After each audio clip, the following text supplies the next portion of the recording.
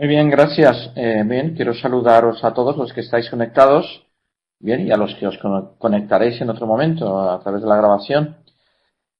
Vamos a ver si aprovechamos, como dicen en los, ¿no? los vuelos, a ver si aprovechamos el retraso en el vuelo y hacia las 6 y algo, empezamos las respuestas que formuléis a través del chat. Bien, el título de la conferencia fue sugerido por José Manuel. Es decir, a mí me parece estupendo el título, el tema, puesto que creo que es el concepto de género discursivo es un concepto central en la enseñanza de la lectura, de la escritura, y por lo tanto, con este título en realidad estamos vamos a abordar un poco el núcleo, la almendrita, digamos, o al menos algunos aspectos muy centrales, ¿no? en la didáctica de la lengua. A ver. Vamos a empezar con este mapa conceptual, es decir, que trata de ir a la síntesis de lo que entendemos por competencia de comunicación lingüística. Se considera, en general, yo considero desde luego, que la competencia de comunicación lingüística consiste en un conjunto de conocimientos, de habilidades, de estrategias para hablar, escuchar, escribir, leer, el para es muy importante en los dos casos, conocimientos, habilidades, estrategias para hablar, escuchar, leer y escribir, es decir, para los diversos usos de la lengua, y los diversos usos de la lengua están en relación, si no, no tienen sentido, es decir, es que es indisociable, para participar en actividades sociales. La idea de que hablar, escuchar, escribir, leer son actividades, no ya solamente actividades, es evidente que son verbos de acción, pero es que además implica hablar, escuchar, escribir, leer, implica realizar acciones en los diversos ámbitos sociales. Es decir, al mismo tiempo que hablamos, al mismo tiempo que escribimos, al mismo tiempo que escuchamos, que leemos, estamos haciendo cosas en los distintos ámbitos de la actividad social. Y esas cosas, esas acciones, esos ámbitos se han tratado de diferenciar, de distinguir, por ejemplo, en el documento, en el Marco Común Europeo de Enseñanza de las Lenguas o en el Marco Teórico PISA. Es decir, la gran diversidad de situaciones, la gran diversidad de ámbitos en los que leemos, escribimos, oímos, escuchamos, hablamos, es decir, se simplifican, es decir, se reúnen en 4 grandes ámbitos, pero para entendernos, en realidad, dentro de cada uno de ellos hay muchísimas situaciones. Se distingue entre el ámbito personal, el ámbito público, el ámbito educativo, el ámbito laboral, que son los espacios sociales en los que se realizan las diversas acciones verbales. Esta es la idea central, es decir, la competencia de comunicación lingüística, los conocimientos, las habilidades, las estrategias que están implicadas en esta competencia tienen que ver con la acción, en los ámbitos sociales diversos. Pues bien, dentro de estos ámbitos, esas acciones se realizan mediante géneros discursivos. Ya he visto aquí una errata, que se resuelve pronto. No es lo mismo hablar, esto no es el tema de la conferencia, sin embargo, quizá luego surja en el coloquio, no es lo mismo hablar de géneros discursivos que hablar de tipologías textuales. Son términos distintos, remiten a marcos teóricos distintos y tienen distintas repercusiones en el ámbito educativo. A veces los utilizamos como sinónimos para entendernos, pero conviene distinguirlo. Vamos a ver en una primera parte de la charla, de la conferencia, vamos a ver qué entendemos por géneros discursivos. Y al definir el concepto, entonces se irá, yo trataré al menos, de ir mostrando las implicaciones didácticas, las implicaciones en el ámbito educativo. Para ello vamos a ver aquí hay en esta nube de etiquetas, pues hay un conjunto de nombres de géneros discursivos. Las lenguas tienen un montón de términos, muchas palabras y verbos que se refieren a los géneros discursivos. Fijaos, hablamos de poemas, de informes, de noticias, de horarios, de reglamentos, de edictos, de avisos, programas, programas de mano, por ejemplo, etcétera. Es decir, hay algunos aquí. Desde luego, hay probablemente centenares de términos que hacen referencia, y de verbos, que hacen referencia a verbos que hacen referencia a actividades de tipo social y que tienen su correlato, tienen su correspondencia con el nombre del género. Vamos a ver alguno de ellos. Es decir, un acta, por ejemplo. Inmediatamente cuando oímos la palabra acta, la asociamos a un ámbito social, un ámbito público. Es decir, relacionamos las actas a ámbitos como un claustro de profesores.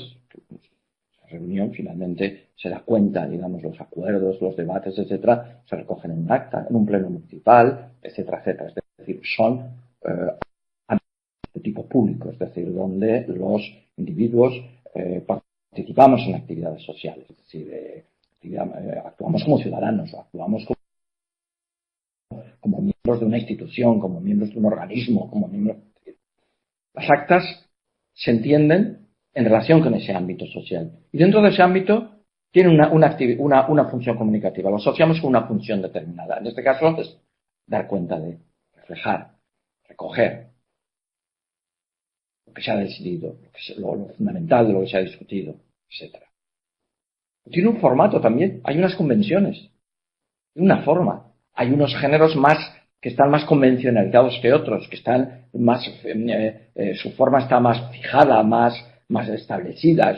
Las convenciones están más marcadas. Otros géneros en los que no. Además, a veces hay fronteras difusas entre géneros. No es el caso del acta. Un acta es un acta. Difícilmente el acta lo podemos confundir. Tiene que tener una forma para que no se le confunda con otro género. Un manifiesto, por ejemplo, también pertenece a un ámbito público, pero ya no tiene el mismo formato, ya no tiene la misma función comunicativa. El ámbito también es público, pero ya es otro sitio, es otro. Cuando digo sitio no me refiero a lugar, me refiero a espacio social. Un grupo de ciudadanos, una institución, sobre todo ciudadanos, organizados en colectivos o no, etcétera, se dirigen a la opinión pública y manifiestan una determinada posición con respecto a algún asunto. ¿Bien? También el manifiesto lo asociamos a un ámbito social, es decir, una situación comunicativa, y una función comunicativa determinada, es una función distinta a la función del acta. Podemos decir, no, tiene una función informativa. Bueno, sí, vale, todo tiene función informativa, pero cuando hablamos de función social hay que afinar más. El acta recoge, da cuenta, conserva acuerdos. El manifiesto no hace lo mismo, no tiene la misma función. Lo que hace es hacer público una posición, dar unos datos, dar unos datos, señalar unos hechos, por ejemplo, y manifestar la posición, la actitud, el punto de vista con respecto a estos hechos. Y además, hacer una llamada a los ciudadanos para que se sumen a estas posiciones, bien firmando el manifiesto, bien apoyándolo de alguna forma, es decir, es una llamada a la acción, tiene otra función comunicativa. Y por esta razón tiene otro formato. Y ya vamos a ir viendo cómo los formatos de los textos, la forma que presenta, tiene sentido, se explica por aquello que hacemos con ellos, por aquello que hacemos con los géneros, los diferentes géneros. Un formato, llamarle la metáfora de la carrocería, tiene una carrocería. Lo distinguimos por su carrocería, por su formato. La metáfora no es mía, la metáfora es de un escritor y teórico del cuento, Anderson Invert, que habla de la carrocería también como un concepto relacionado con los distintos formatos externos que pueden tener los relatos, en este caso los microrrelatos. Y finalmente unas características lingüísticas.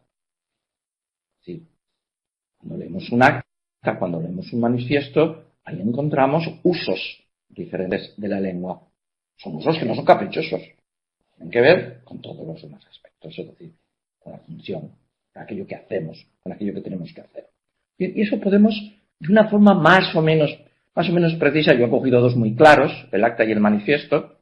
Es evidente que hay otros que pertenecen ya a un ámbito muy muy complicado de definir, como es el ámbito literario, es decir, la institución literaria, hay una tradición literaria, hay una tradición de géneros que van transformándose, van apareciendo otros nuevos, etcétera. Es el ámbito de la institución literaria, de la literatura, la tradición literaria, que también se transmite a través de determinados géneros, ya digo, que van modificándose.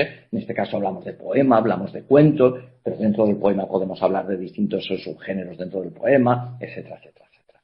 Lo importante es que nos demos cuenta, y este es el valor de esta diapositiva, que nos demos cuenta de que cada uno de estos términos que aparecen aquí inmediatamente suscitan en nosotros la idea de situación, ámbito social o situación, una situación de lectura distinta, una situación de producción distinta, de función comunicativa, lo reconocemos por un formato distinto y si los analizamos, normalmente cuando los usamos, lo lingüístico es transparente, no nos fijamos en ello, pero si tuviésemos que fijarnos en ello, si tuviésemos que analizarlo, analizaríamos la lengua, analizaríamos usos diferentes de la lengua. Bien. Aquí, en realidad, estos tres enunciados que hay aquí, en realidad, las ideas ya están dichas. Pero si lo mantengo la diapositiva, es porque quiero hacer referencia a un texto de Mikhail Bakhtin, El problema de los géneros discursivos, aquí lo tenéis referenciado, que es de lectura obligada si queremos profundizar en este asunto. He seleccionado 3 enunciados que tienen que ver con todo lo que he dicho hasta ahora. Vamos a leerlos. Cada género discursivo está asociado a un tipo de intercambio verbal dentro de una esfera de actividad social determinada. Es decir, ámbito social. El término de ámbito social o situación de lectura, de escritura que he venido utilizando hasta ahora. ¿Sí? Cada género discursivo va asociado a un ámbito, a una esfera determinada de la actividad social. Por otra parte, los hablantes seleccionamos, por otra parte no, es lo mismo. Los hablantes seleccionamos el género de acuerdo con el tipo de actividad que vamos a realizar dentro de una determinada situación discursiva.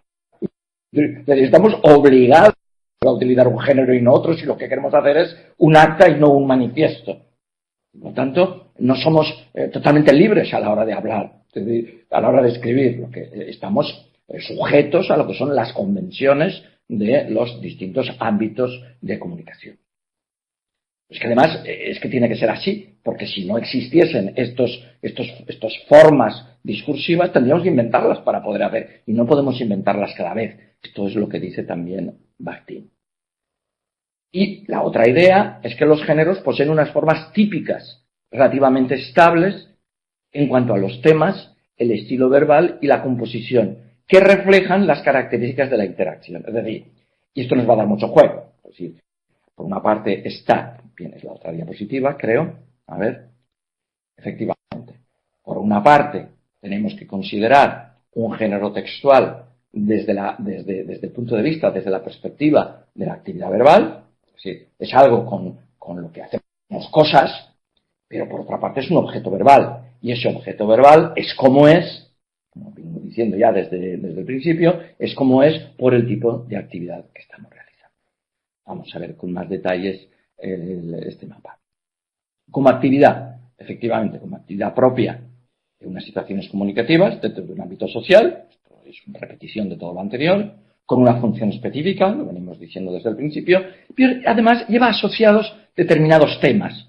Es decir, en un acta, en un claustro, se reflejan determinados temas y no otros, no se reflejan, una tontería, no se reflejan los resultados de la última jornada de liga, es decir, es una bobada decirlo así, pero es que es verdad, es decir, esperamos encontrarnos determinados temas y no otros.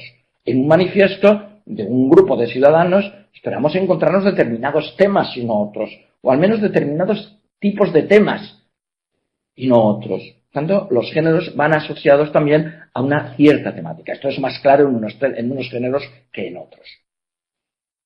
Y si los examinamos como objeto verbal, tenemos entonces que poner, observar, poder examinar el hecho de que tienen determinados esquemas textuales, hay unas formas de organización típicas.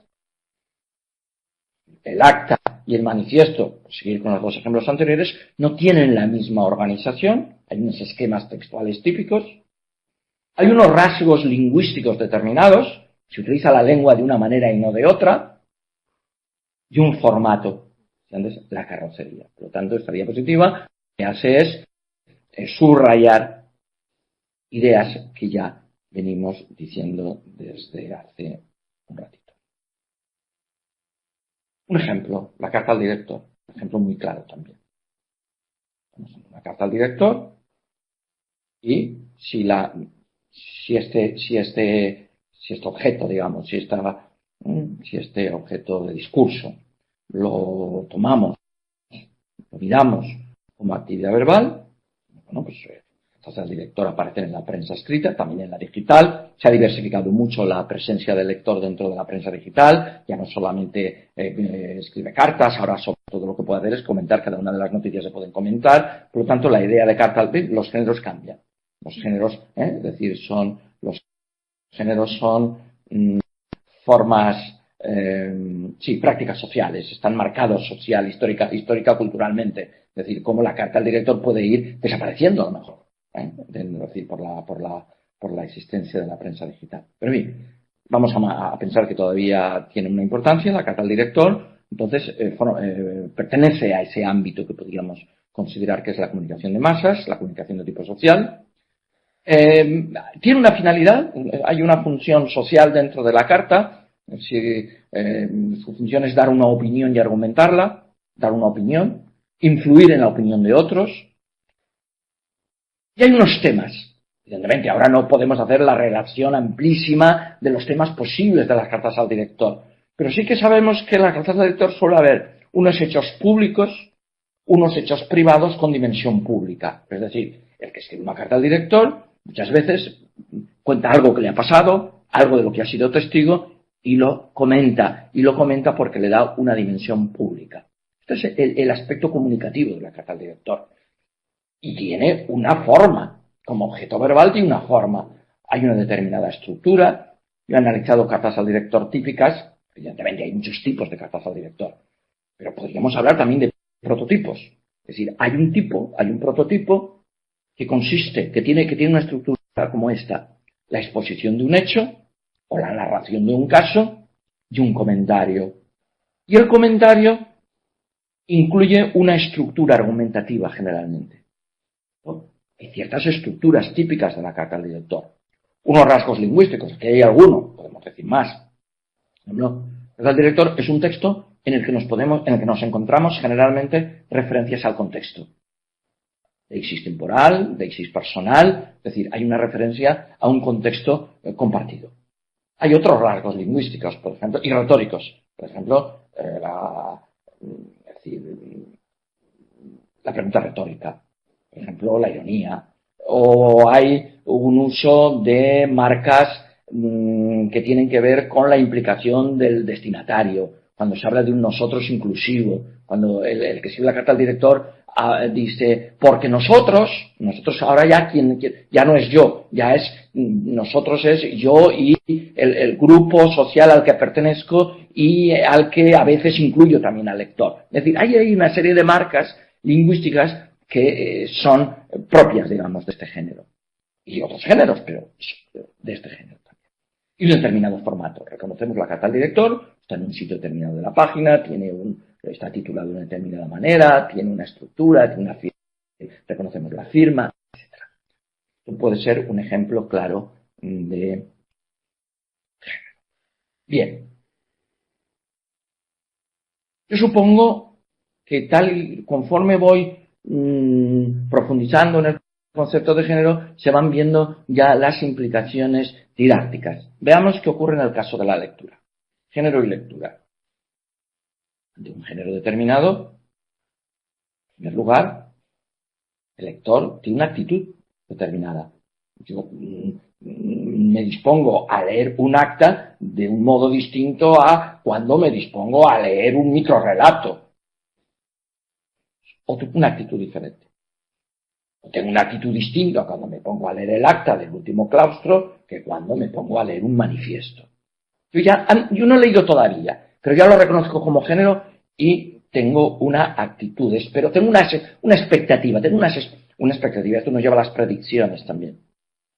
Es decir, el género me permite activar algunos contenidos del texto. Desde luego, la finalidad. Es decir, es un artículo editorial. Aquí voy a asistir, cuando lea, lo que voy a ver aquí es que el periódico toma posición con respecto a determinados temas. Vamos a verlo.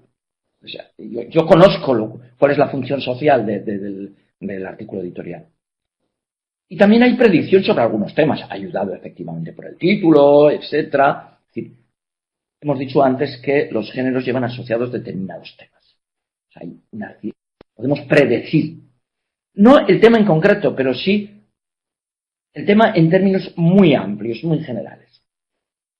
Es que además el género, los textos, a través por medio de su estructura, de cómo están hechos, de sus patrones textuales, de sus marcas lingüísticas, nos van dando indicaciones sobre cómo leerlos. El texto nos da indicaciones sobre cómo lo tenemos que leer. Dice Emilio Sánchez Miguel, y me hace mucha gracia, lo digo siempre, decir, el texto contiene un libro de instrucciones sobre cómo debe ser leído. Pues bien, el género, sus características formales, su formato, sus elementos lingüísticos, el modo como está hecho, nos guía en el procesamiento de la información mediante los patrones textuales, los modos de estar organizada la información, mediante los marcadores de cohesión, que a veces son típicos de un género y no de otro. Por ejemplo, la noticia de prensa tiene un tipo de marcadores de cohesión muy distintos del relato, vamos a decir, del relato literario. No funcionan igual. Vamos a decir, son relatos los dos, ¿vale? En una noticia se nos cuenta algo, vale, estupendo. Se nos informa de algo en forma narrativa, los verbos son pasados, son verbos de acción, etcétera. Es un relato, no es un relato, pero en ciertos aspectos las características lingüísticas de la noticia no son las mismas que las características lingüísticas de un relato. Es cierto, sobre todo, los marcadores de cohesión no son los mismos. Hay también características lingüísticas que van más allá de los marcadores de cohesión. Hay ciertos esquemas, hay ciertas estructuras textuales que las vemos asociadas con determinados géneros. No podemos profundizar en ello. Y los elementos paratexto. Ahora veremos algún ejemplo de elementos paratexto. Más, el género reclama, nos lleva a reflexionar para valorar la relación entre forma y finalidad. Quiero decir ahora que en el marco teórico PISA, explica, en fin, los fundamentos de la evaluación PISA en lectura, uno de los aspectos de la competencia lectora de la evaluación PISA es la capacidad que tiene el lector para valorar el contenido, pero también la forma del texto.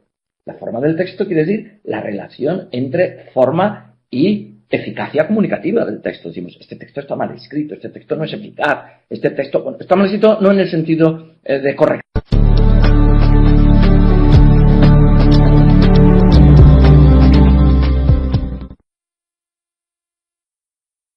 sino lingüísticos que tenemos para hacer que este texto en concreto cumpla con su función. Por tanto, el lector competente utiliza sus conocimientos sobre los géneros para hacer cosas como las que he ido señalando. Este es un texto, supongo que ninguno de vosotros sabe euskera, yo tampoco, está puesto adrede por eso, es un texto que conservo muchos años, porque creo que muestra bien lo siguiente. Todos no entendemos lo lingüístico, luego nos iremos dando cuenta que ciertas cosas sí que las entendemos, pero empezamos a ver qué texto es este, empezamos a ver qué informaciones esperamos encontrar en él, una vez que por medio de los elementos paralingüísticos, empezamos a identificarlo como género. Vemos aquí, hay una especie de horario, Rico Plaza San Antón, aquí hay un sitio, las informaciones están perfectamente diferenciadas por horas. Esto es un programa de algo, de actividades, esto es un programa de actividades. Una vez que sabemos que eso es un programa de actividades, por nuestros conocimientos, empezamos a descubrir cosas ahí. Incluso, aunque no entendamos nada más, al menos sabemos, entonces estamos allí, en Amurrio, este día, y sabemos que en la Plaza San Antón nos encontramos con cosas como estas.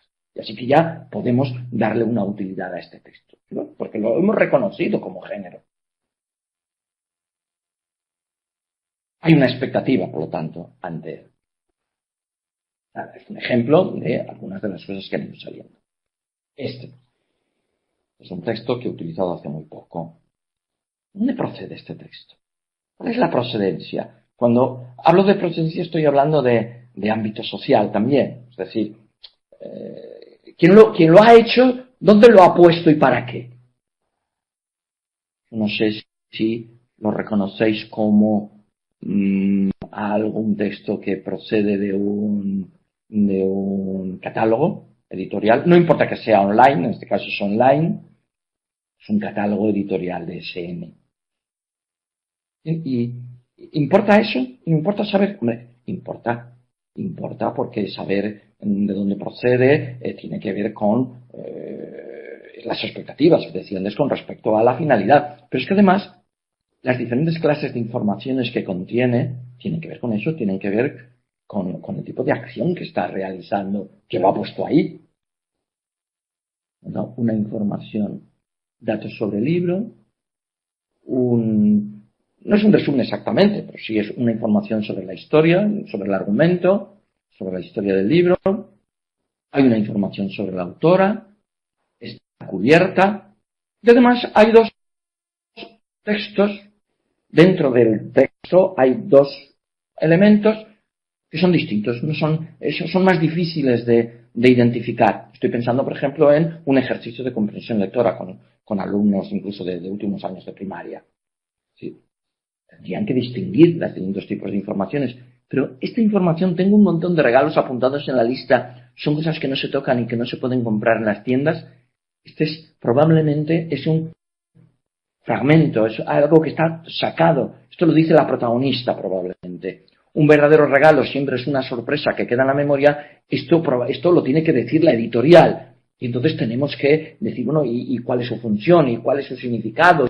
¿Por qué me está diciendo esto? En fin, ahora no se trata de hacer un análisis, un comentario de texto, sino de señalar que el hecho de que haya distintas clases de información relacionadas, el conjunto de ellas es lo que constituye el mensaje global de este texto, se debe al género, se debe a la clase de texto que se ha utilizado, la función que tiene, a su función comunicativa. Otro ejemplo, un texto que guardo, que me dieron el otro día en una manifestación. ¿Conocéis? Bueno, si nos dieron una manifestación, es importante, es decir, lo reconocemos como una tabilla, un folleto informativo, acabo de decir, porque todo lo que vemos aquí es información, me dan sitios donde puedo recabar información, quiénes somos, qué hacemos, por qué lo hacemos, cómo lo hacemos, dónde lo hacemos, cuándo lo hacemos. Es decir, alguien me está informando de las actividades de un colectivo. Si yo tengo en mi enciclopedia, mis conocimientos enciclopédicos me permiten saber qué es eso de los yayoflautas, entonces ya lo sitúo perfectamente. ¿Cuál es la procedencia y la función de este texto? ¿Qué diferentes clases de información contiene? ¿A qué género discursivo entonces corresponde? Es decir, quiero ir señalando que no es posible enseñar a leer si no tenemos en cuenta estas cosas. Eso finalmente es la conclusión a la que os estoy llevando.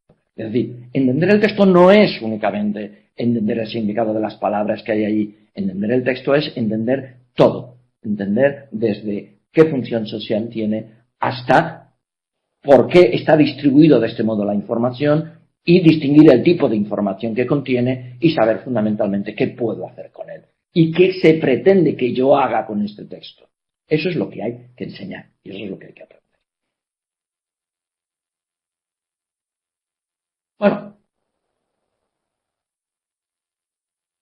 vamos a insistir en lo mismo. Os invito también a que contrastéis todo esto con la idea de las tipologías textuales, porque veáis, he anunciado al principio que no es lo mismo y creo que se está viendo que no es lo mismo. Vamos por ejemplo este listado de géneros. Unas orientaciones para la compra. procedente de una revista para consumidores, un tutorial de una aplicación informática, el reglamento de un juego, un decálogo para usar adecuadamente Twitter, el plano de un museo, las normas para la visita de un museo. ¿Tienen la misma función? Funciones distintas. Pues oímos estos términos, oímos estos de orientación, tutorial, reglamento, decálogo, para usar tal plano, museo, normas. Tienen funciones distintas. ¿Tienen algo en común? Sí. Vamos a decir que hay una función, una macrofunción en común que es el dar instrucciones para algo. Son textos instructivos, pero en ámbitos sociales distintos. En ámbitos distintos. No solamente en lugares distintos. No es lo mismo moverse en el trabajo dentro de una aplicación informática que estar jugando a algo y necesitar entender el juego o ser usuario o estar aprendiendo a cómo usar internet, Twitter y necesitar saber cómo comportarse dentro de internet o cómo visitar y por qué orden las salas de un museo que voy a encontrar allí, etcétera, etcétera. Hay algo en común, pero son funciones distintas. Yo espero encontrarme ahí con cosas distintas y va a tener una forma distinta. Por lo tanto, el procesamiento de la información será también diferente. Las estrategias que voy a tener que poner en marcha a la hora de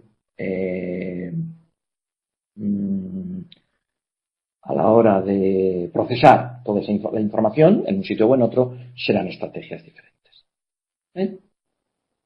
Aquí nos aparece claramente la distinción entre tipologías textuales y géneros. En un libro de texto siempre hay la clásica lección de los tipos de texto. Y entonces se les pide a los alumnos que memoricen, se les describe las características de los tipos de texto y luego los alumnos lo tienen que memorizar. Además, incluso a veces lo tienen que reconocer en un texto. Siempre se les da luego textos muy estereotipados para que esas características de las instrucciones aparezcan. Muy claro.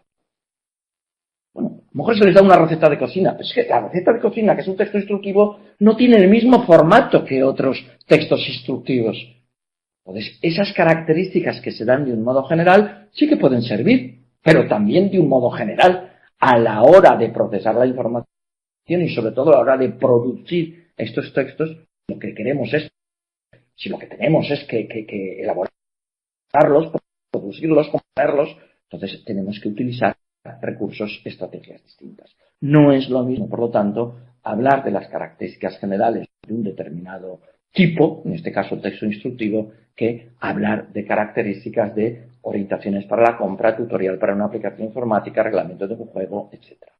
Lo podemos aplicar a otros terrenos, a otros ámbitos, el terreno literario. Porque, claro, estoy ante un villancico, un poemilla medieval, un poemilla bien paralelístico, bien un villancico castellano, bien una cantiga de amigo, o estoy ante un romance tradicional, estoy ante un haiku, una oda, una elegía, un madrigal, un epigrama, una éloga. Y si tengo una competencia literaria suficiente, respondo ante este texto que tengo ahí, respondo de una manera distinta, tengo unas expectativas diferentes. Y voy a leer de acuerdo con la propuesta que se me hace. Son propuestas distintas. De ahí que la educación literaria, entre otras cosas, consiste en conseguir que los alumnos adquieran suficientes informaciones, más que información, suficientes destrezas para moverse, para transitar por la diversidad de las formas literarias que son las que le van a ayudar a entender, es decir, a cooperar con el texto, a interactuar con el texto para finalmente entender lo que el texto les propone. Que puede ser cosas muy diferentes en momentos muy diferentes, en momentos de lectura muy distintas. Son las características de la comunicación literaria. Ya que estamos en un curso relacionado también con bibliotecas, vamos a ver expectativas que crean en el lector géneros, subgéneros o géneros como estos. Una narración de aventuras, una narración fantástica, una narración de ciencia ficción, una narración de misterio y de terror, o de terror, a veces van juntas, pero a veces no, una narración policíaca, una narración histórica, una narración de vida cotidiana.